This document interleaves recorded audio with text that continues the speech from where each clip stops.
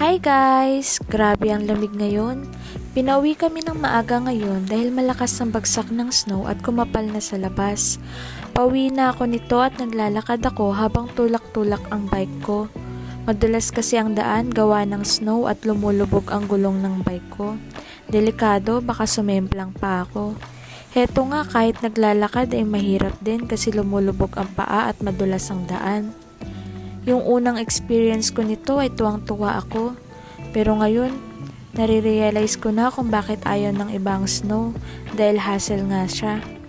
Mabuti na lang sa lugar namin hindi naman laging may snow. Maganda tignan ng snow at hanggang ngayon nga amaze na amaze pa din ako. Pero matrabaho pala ito lalo pag makapal, kailangan palahin para may madaanan. Ito na ang itsura ng labas ng apartment namin. Medyo makapal na ang snow at medyo lumalakas na din ang bagsak ng snow. Ito naman ang itsura na ng bike ko. Kawawa naman. Dahan-dahan akong umakyat ng hagdan nito kasi medyo madulas sa hagdan.